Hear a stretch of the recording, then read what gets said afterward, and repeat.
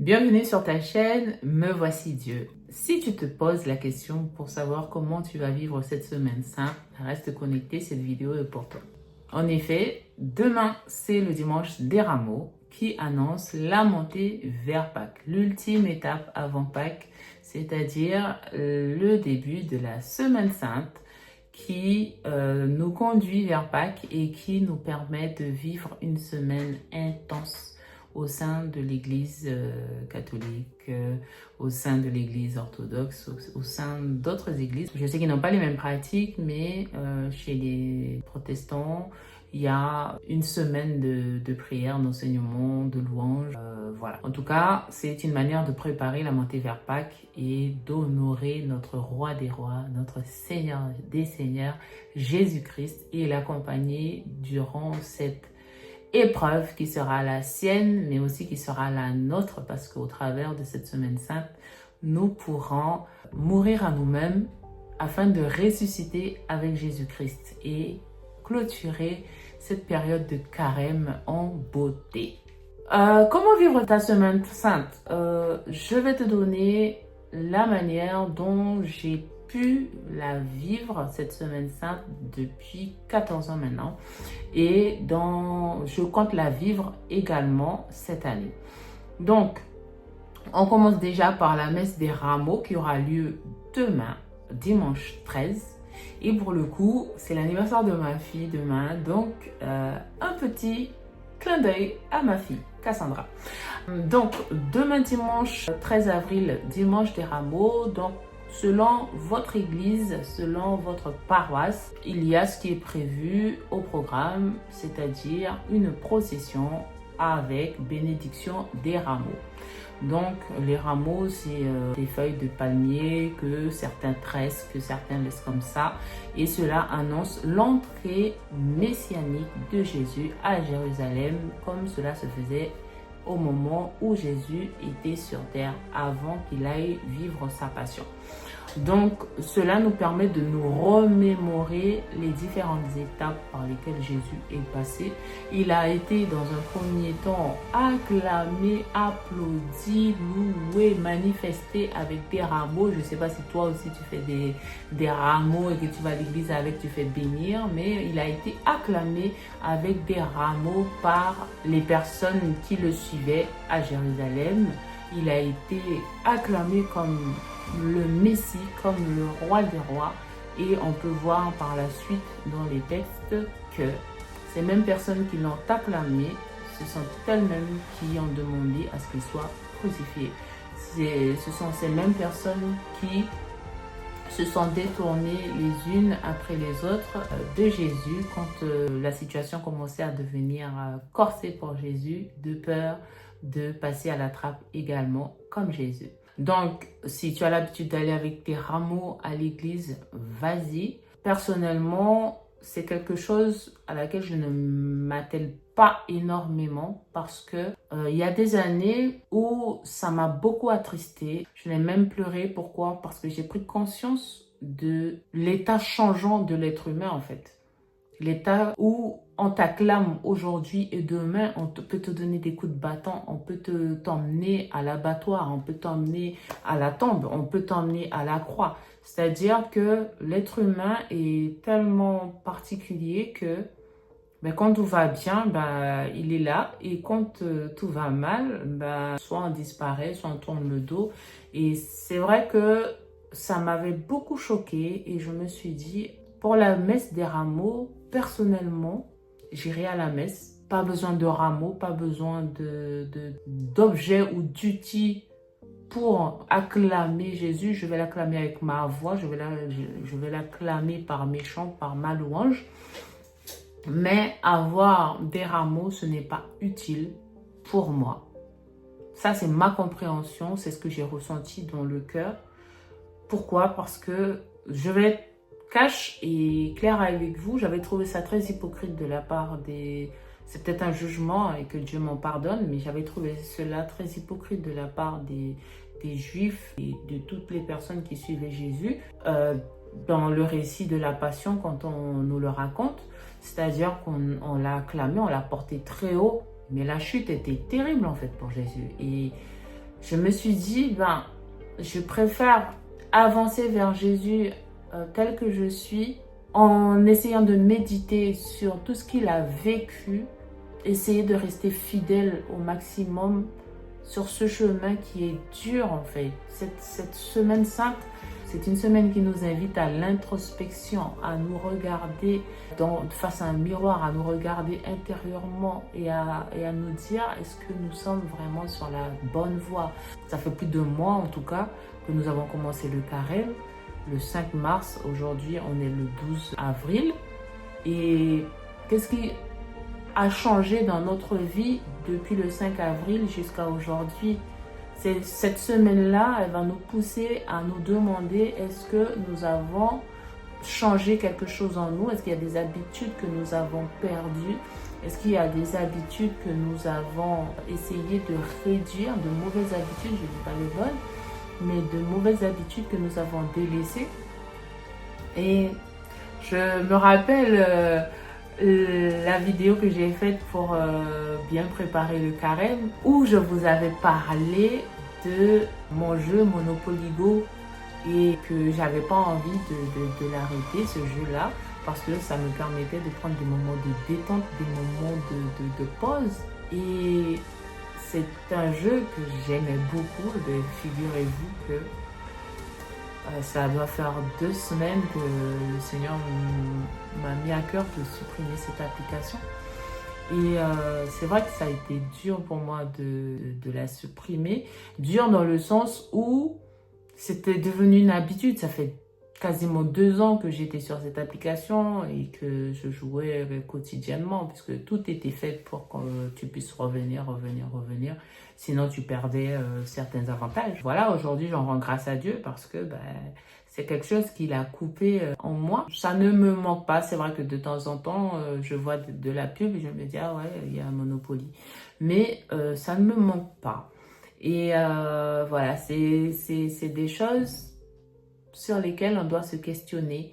Qu'est-ce qui a changé depuis le début du carême et qu'est-ce qui reste encore à offrir à Jésus durant cette semaine sainte?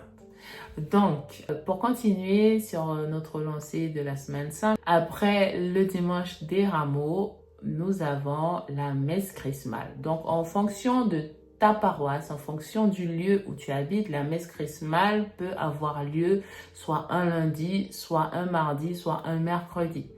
Tu vas te renseigner auprès de ta paroisse pour savoir quand est-ce que aura lieu la messe chrismale. Je sais que lorsque j'étais en Guyane, la messe chrismale, c'est tous les lundis, le lundi saint. Donc, c'est-à-dire que le lundi qui arrive, il y aura la messe chrismale chez moi. À Mayotte, il n'y aura pas de messe chrismale parce que Mayotte dépend des Comores, des Grandes Comores. Et voilà, la messe chrismale aura lieu aux Grandes Comores et pas à Mayotte. Donc, on n'aura pas l'occasion de vivre cette messe. Donc, voilà, c'est des particularités qu'on retrouve ici et qu'on ne retrouve pas ailleurs. Donc, qu'est-ce que la messe chrismale? C'est une messe assez particulière et immensément belle. Pour moi, c'est l'une des plus belles messes de la semaine sainte. Il y a une deuxième, mais mon cœur balance entre les deux. Mon cœur balance entre la messe chrismale de chez moi du lundi, où on retrouve tous les prêtres du diocèse autour de l'évêque, tous les diacres. Et voilà, durant cette messe chrismale, l'évêque va bénir toutes les huiles saintes que les différents prêtres vont utiliser durant toute l'année pastorale. Nous avons dans les huiles saintes, il y a l'onction des malades, l'huile pour imposer sur les malades, ou l'extrême onction quand les gens sont en fin de vie. Il y a l'huile des catéchumènes, le Saint-Crème, et il y a la bénédiction de l'eau bénite également pour la distribution auprès des paroissiens. Et c'est l'occasion aussi pour tous les prêtres du diocèse de renouveler leurs vœux sacerdotaux, c'est-à-dire de renouveler leurs promesse d'engagement envers Dieu pour accomplir le sacerdoce, pour renouveler ce oui que nous devons donner chaque jour. Même nous, en tant que laïcs, en tant que serviteurs, c'est l'occasion aussi pour nous, d'une certaine manière, de dire oui, Seigneur, je te renouvelle mon oui et fais de moi ce qu'il te plaira. Me voici, je suis venu faire ta volonté. Et voilà, durant cette messe chrismale, c'est l'occasion pour l'évêque aussi de se retrouver avec toute sa curie, avec tous ces prêtres. Et je sais que c'est très beau à voir, c'est très beau, c'est très... On sent vraiment la présence de Dieu quand ils sont tous rassemblés. Et voilà, je sais que chez moi, à la fin de la messe chrismale, l'évêque, du moins l'ancien évêque, je ne sais pas pour celui-là, mais l'évêque avait pour habitude de réunir tous ses prêtres autour d'un repas convivial, un repas festif qu'il prenait avec tous ses prêtres. Et voilà, le lendemain, chacun retournait à ses occupations dans sa paroisse.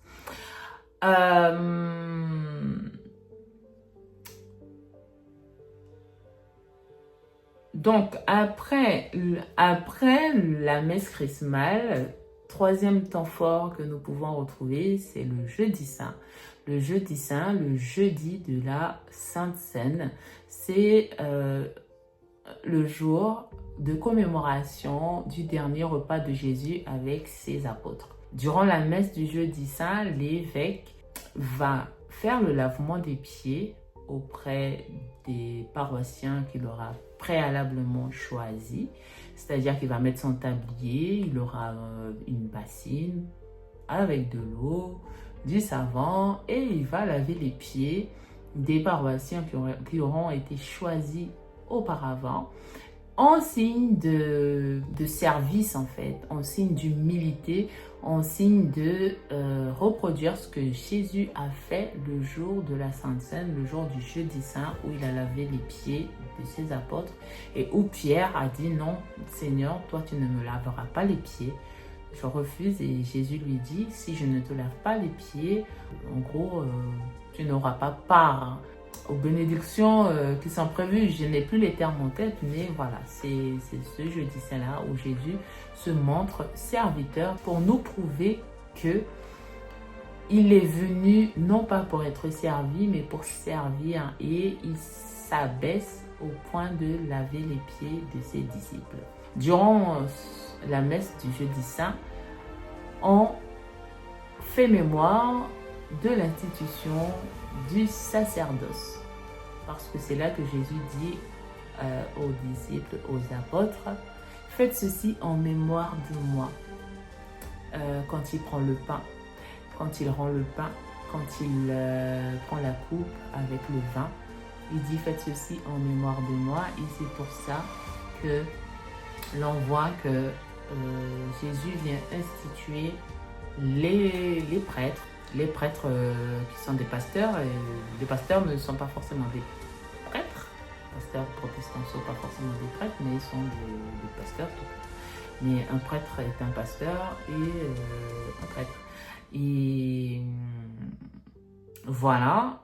Et aussi l'institution de la messe, l'institution de l'Eucharistie, l'institution du sacrement de l'Eucharistie au travers de ce pain rompu et de ce vin consacré. Après la messe du jeudi saint, on peut trouver aussi, parce qu'on ne comprend pas toujours tout ce qui se passe, à la fin de la messe, il y a ce qu'on appelle le dépouillement de l'autel. C'est-à-dire que tous les vêtements liturgiques seront enlevés. On va enlever les rideaux, on va enlever les nappes, on va enlever le petit rideau, j'ai oublié son nom, qu'il y a devant le tabernacle. On va enlever toutes les fleurs pour vraiment montrer que Jésus entre dans une période qui est très dure pour lui, la période où il vit son agonie au jardin de Gethsémani. Et voilà, la tentation arrive, où il demande à son Père, notre Père du ciel et de la terre, d'éloigner de lui cette coupe. parce qu'il a pris conscience de la douleur qu'il aurait eu à vivre pour pouvoir nous racheter. Et il demande à son père s'il est possible que cette coupe passe loin de lui, qu'il le fasse, mais qu'il fasse ce qu'il y a de mieux. Et tellement il prend conscience que cette épreuve sera très dure et ça sera l'ultime épreuve, c'est qu'il transpire des gouttes de sang en fait. Et c'est un moment assez fort qui nous invite aussi au recueillement et à soutenir Jésus, parce qu'avant de commencer à vivre sa passion, Jésus demande aux disciples, aux apôtres, de prier avec lui, de veiller et prier avec lui, et parce que l'heure arrive en fait, et il sent que son heure arrive et ce qu'il va devoir subir demande beaucoup de courage, beaucoup de force intérieure. Et il demande aux apôtres, il nous demande au travers de cette demande de l'accompagner, de rester avec lui, de ne pas l'abandonner en fait. Et c'est vrai qu'en voyant le dépouillement de l'autel, on sent vraiment que voilà, c'est fini quoi. Que c'est fini et que limite, il n'y a plus d'espoir en fait. Et voilà, après ce dépouillement-là, l'Église nous invite à rester en prière, en adoration. D'ailleurs, il n'y a même pas de chant final parce que chacun est invité à rester dans le silence, en méditation, à prier avec Jésus pour l'accompagner et à sortir en silence de l'Église. Et il nous est demandé à ce moment-là de rester vraiment en silence. Rester en silence. De manière générale, ce que je fais, c'est que à partir du jeudi, je mange le jeudi soir, et je ne mange pas le vendredi, et je mange que le samedi soir. Et donc, rester un moment en adoration, je ne sais pas, en fonction de ta paroisse, en fonction de là où tu te trouves, soit tu auras l'adoration toute la nuit, soit tu auras l'adoration de 20h à 22h, en fonction de l'heure à laquelle la messe se termine.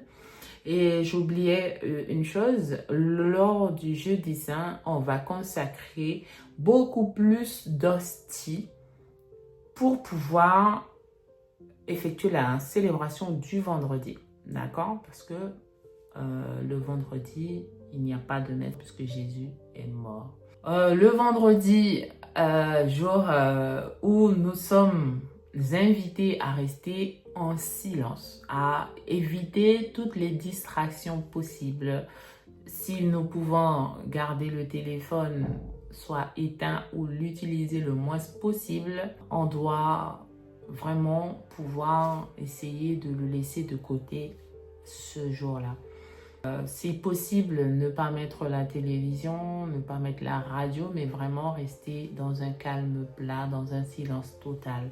Dans cette communion avec Jésus, dans la souffrance qu'il est en train de vivre à ce moment-là, parce que ce n'est pas évident. Et si vous avez l'opportunité de regarder ce jour-là le film La Passion du Christ, si vous avez l'occasion de lire les textes proposés pour ce jour-là de la Passion du Christ, on aura le chapitre 22 du livre de Luc, versets 14 à 23 et verset 56. Donc, lire ce passage-là, ce récit de la passion de Jésus, pour pouvoir intérioriser, pour pouvoir s'imprégner de tout ce que Jésus vit et d'essayer de nous imaginer étant près de Jésus et en le voyant vivre ce qu'il vit à ce moment-là en fait. À 15h normalement, tout dépend de votre paroisse encore, puisque chacun est libre de faire soit à 15h, soit un peu plus tard pour que tout le monde puisse y participer. Donc à 15 heures, nous avons le chemin de la croix. Pareil, pour pouvoir l'ultime chemin de croix, le chemin de croix vraiment que Jésus vit ce vendredi-là et qui nous remémore encore toute cette souffrance, tout ce sang versé pour que nous puissions être rachetés. Et vraiment vivre ce chemin de croix avec Jésus. Je vous en parle, je sens la lourdeur sur mes bras tellement. Je sens que c'est une épreuve énorme pour Jésus. Et vivre vraiment ce chemin de la croix avec Jésus, non pas juste pour vivre un chemin de croix comme tous les autres, où on est là mais on attend que ça se termine, mais vraiment vivre pas à pas. Essayer de marcher avec Jésus, essayer d'écouter chaque parole qui arrive dans nos oreilles et essayer de comprendre le sens. Demander au Seigneur d'ouvrir notre intelligence afin que nous puissions comprendre chaque mot et vivre, et même les ressentir dans notre chair, dans notre cœur, dans notre âme, afin que nous puissions vraiment comprendre l'ampleur, la grandeur du sacrifice que Jésus a fait. Et voilà, après le chemin de la croix, il y a, en fonction des églises, soit il y en a qui le font après, soit tout de suite après le chemin de croix, il y a la célébration de la vénération de la croix.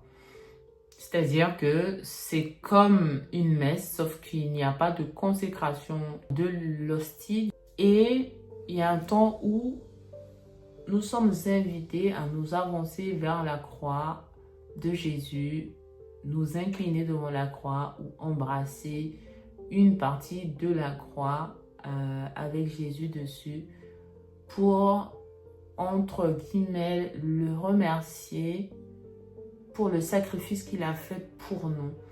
Et c'est vraiment un geste fort parce que on voit vraiment, après avoir vécu le chemin de la croix, après avoir vécu ce temps difficile avec Jésus, la moindre des choses, ouais, c'est de le remercier. Et voilà, après la vénération de la croix, bien sûr, il y a les lectures comme d'habitude. Et au moment de la communion, il n'y a pas la consécration, on passe au Notre Père, ensuite on prend le corps et le sang du Christ et nous sommes à nouveau invités à rester dans le silence, à rester en méditation, à rester dans le recueillement pour pouvoir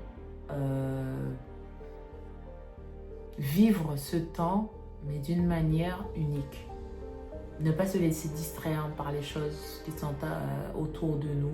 C'est vrai que de nos jours, on voit que les gens font tout et n'importe quoi. Et je me rappelle, hein, j'étais petite, je ne comprenais pas forcément, mais je savais que le vendredi saint, on ne pouvait pas se permettre de faire quoi que ce soit. C'est-à-dire que même chanter, c'était pas quelque chose d'autorisé en fait. En tout cas, dans les deux familles dans lesquelles j'ai vécu, c'était rester en silence, pas de télé, rien. Mais vraiment, si tu pouvais jeûner, tu jeûnais. Mais bon, comme dans ma famille, on ne jeûnait pas, bah, tu mangeais du poisson. Et bah, tu restais là, tu restais posé. Même courir, je me rappelle, tu n'avais pas le droit de courir. Parce que c'était quelque chose de dérangeant. Dans un temps de recueillement, qu'est-ce que tu vas aller courir pour jouer ou quoi que ce soit? Non, tu restais posé quelque part. Et voilà, donc nous arrivons maintenant au samedi saint, au samedi de la vigile pascale. Donc le samedi de la vigile pascale, encore une fois, on reste toujours en silence, dans le recueillement. Et en fonction des paroisses, la vigile peut commencer à la tombée de la nuit, 18h30, 19h.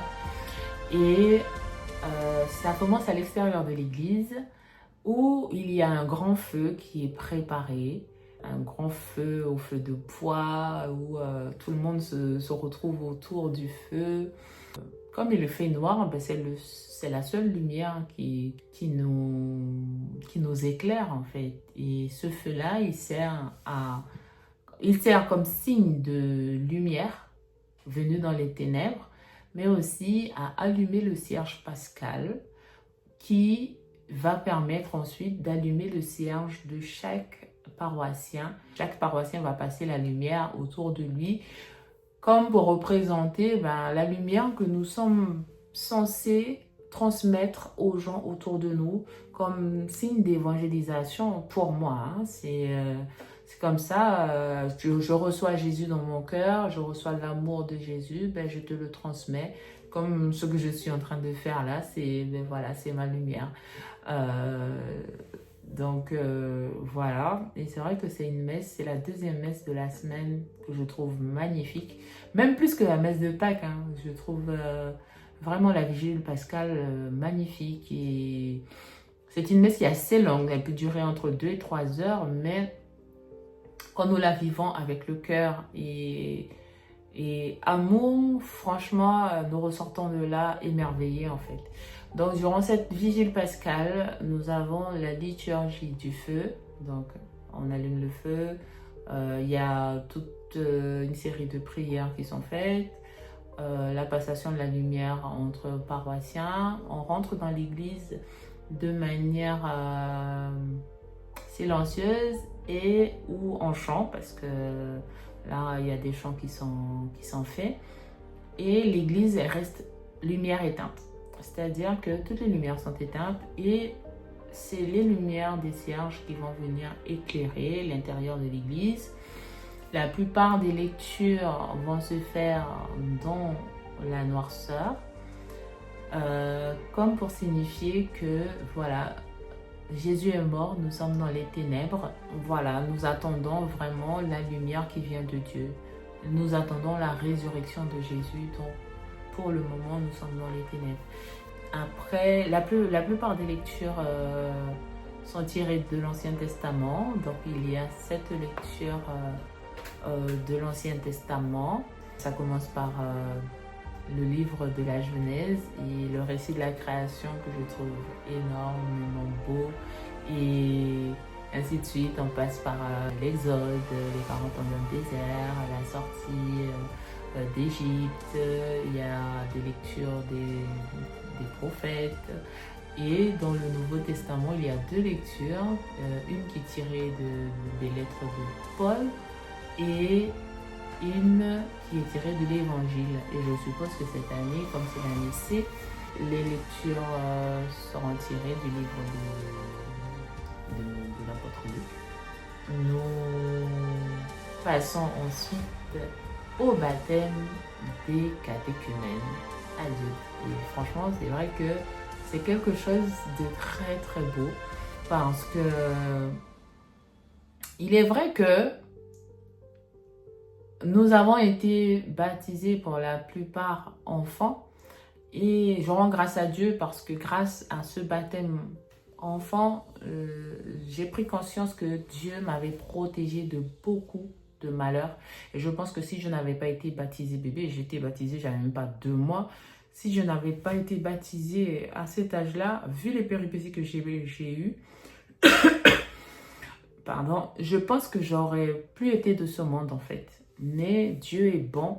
Et en fait, lorsqu'on voit que ces adultes-là n'ont pas reçu le baptême enfant et qu'ils ont pris la décision de le faire par eux-mêmes étant adultes, c'est beau de les voir s'avancer, de recevoir le baptême et de commencer une nouvelle vie en fait, une nouvelle vie avec Jésus, une nouvelle vie en Christ. Et tous les péchés qui ont été commis auparavant sont effacés, ils sont tout neufs.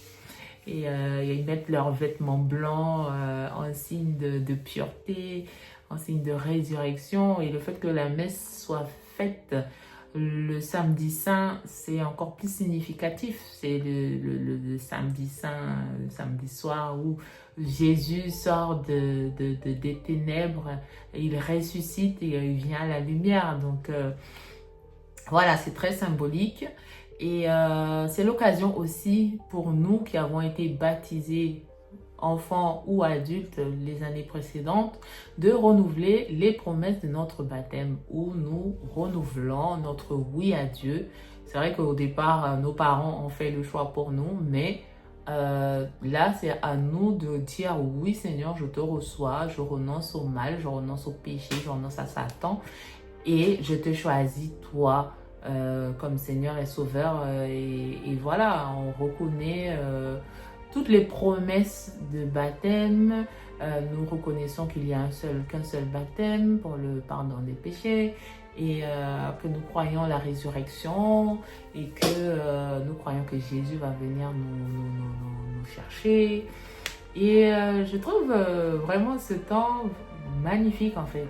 Et je me dis que ouais, Dieu est bon, Dieu est fort, il est miséricordieux, il a tout prévu.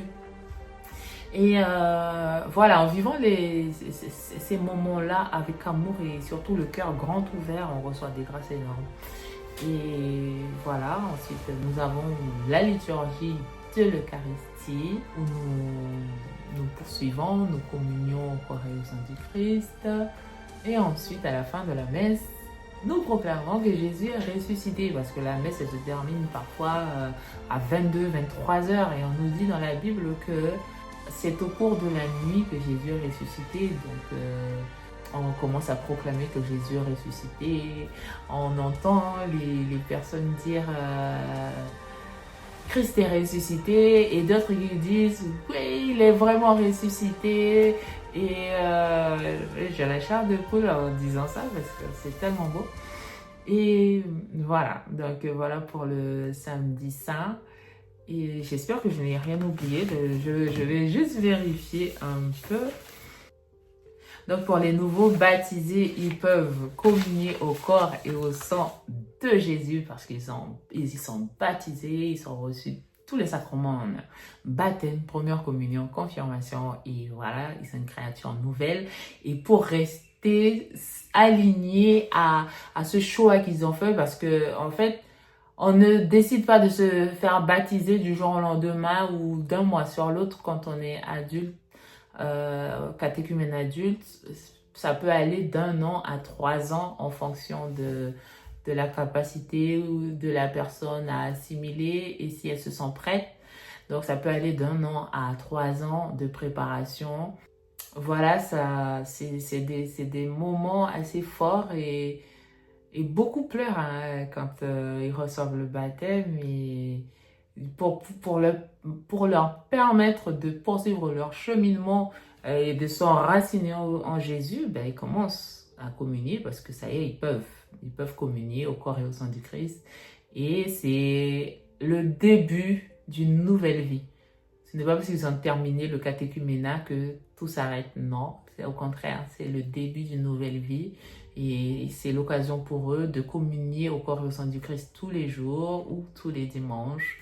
Et voilà, de se mettre au service de l'Église surtout aussi parce que on ne devient pas chrétien juste pour rester dans son coin, on devient chrétien pour annoncer le Christ, pour le servir au sein de son Église et de grandir avec lui parce que comme on le sait, un chrétien isolé est un chrétien en danger qui peut tomber facilement dans les choses du monde et ce n'est pas le but. Donc se mettre au service de la paroisse après leur même avant, mais c'est plus significatif après le baptême.